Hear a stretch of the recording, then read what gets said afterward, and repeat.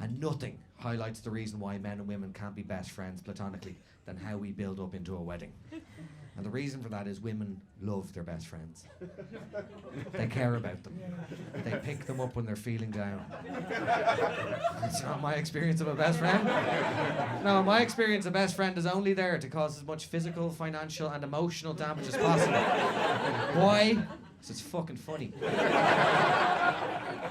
I'll put it another way. My sister got married last year. For her hen party, her friends took her to the west of Ireland, to a spa. They drank champagne, they talked about their feelings. It was magical. My best friend, on the other hand, it was, for his stag party, we took him to Prague. And I paid to have that fucker arrested. It's the single greatest thing I have ever done. And this is a true story. This is an actual service you can pay for. There we were in Prague. We started the day doing what you do when you're in Prague, which was drinking at a gun range. Let me tell you, the Americans are onto something with this. Guns and booze is an amazing, fucking phenomenal combination. After the gun range, we jump in our minibus. We're heading towards a strip boat, but there was no strip boat.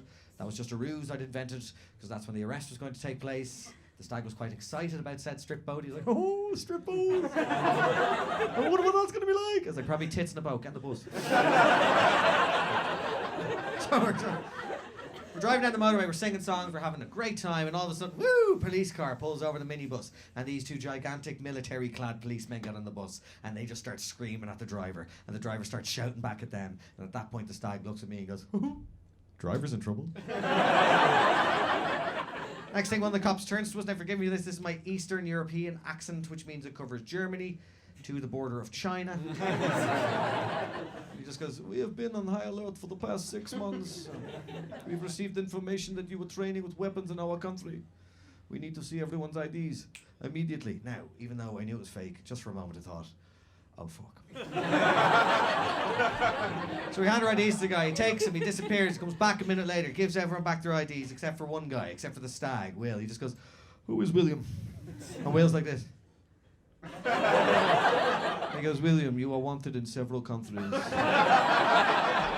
there. No. No, I've never been arrested before in my life. And the cop just goes, we can do this the easy way or the hard way. Will's there again, officer, you got the wrong guy. Before you know it, the other cop just grabs Will by the neck, mashes his head into the seat, puts a knee in his back, puts handcuffs on him, drags him off the bus, pushes him in the back of a police car. It was fucking amazing. Then they go, one of you can keep an eye on him, and I go, I'll keep an eye on him. So I jump in the front of the police car, Will's in the back, and he's scared at this point, I know, because he's sweating a lot, but he's wearing handcuffs, so he can't do anything about it. So he's just rubbing his head on the window. We hit the motorway at top speed, sirens blaring, weaving in and out of traffic. At this point, I decide to spice things up. So I turned around to Will and I go, seriously, what did you do? And he looks at me like this, I don't know. He had this real kind of confused look, like, have you ever had an STD test and you convince yourself that you've got AIDS, even if you haven't had sex that entire year? Like, I brushed off a toilet in the Weatherspoons, I couldn't have anything. Like that level of fucking confusion. He's like, there was a fight in a bar in Germany during the World Cup, but I was 11. I don't know. Like, you're in trouble. Keep going, eventually from the back of the car, Will perks up and he says, excuse me officers, we've been driving for ages, where are we going? The cop driving the car without skipping a beat just goes, we are secret police. We bring you to a secret location. From now on, you both wear masks. Next thing you know, the cop next to Will takes out 2 pairs of blacked out ski goggles, and Will has a full-on panic attack. He's like, no, please, Jesus Christ, no, God! And we're going, oh no, God, no. God, ring John, ring John! I take out my phone and ring John. John's a lawyer, he's on the trip with us, and he's in on the whole thing. I'm like, John, they're making us wear masks. He just goes, brilliant. I get a tap on his shoulder, it's the cop behind me, I turn, he's like this. Because there's Will doing a pretty decent Stevie Wonder impression at this point. We hit a roundabout, we go back the way we came, we go back to the gun range where it started the day, but we go in the back way, which is a long gravel driveway. We're skidding along it, there's dogs barking, there's guns going off. Might as well have been downtown Baghdad as far as Will's concerned. I jump out of the car to spice things up a bit more, I just start screaming, please don't kill me! Please don't kill me! They're freaking out. I run in, I join my friends, they're all sitting in a big circle in a room like this. It's high fives all round.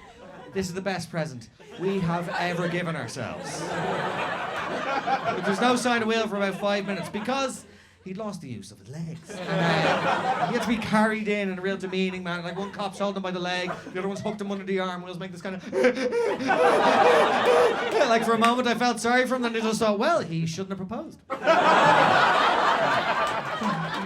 They plonk him in this seat in the middle, we just stare at him, and then all of a sudden he comes out with this gem, he just goes, hello? My name is William. I'm an Irish citizen. Can I please make a phone call? so I, as his best friend, take out my phone, and I start filming that break. Next thing, the stripper walks in. She's dressed as a cop, because we were keeping it classy. She produces this little sex whip toy thing, and he can hear her, and he goes, hello, Willie. Next thing you know, she starts beating the living piss out of him. It's like, no, Jesus, please, I have a family, which was technically true. His brothers were there, laughing at him. At this point, I turned to one of the cops. I'm like, lads, this is brilliant.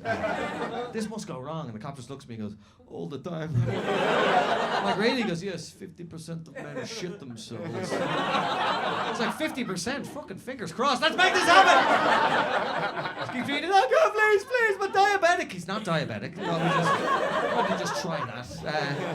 Eventually, she pulls off the mask and we all jump up and go, fucking yes! It was the best 400 quid anyone's ever spent. And, thank you. Once we got him a new pair of trousers, he was fine with the whole thing. But he did make me promise never to tell another living soul that story, so please keep that to yourselves.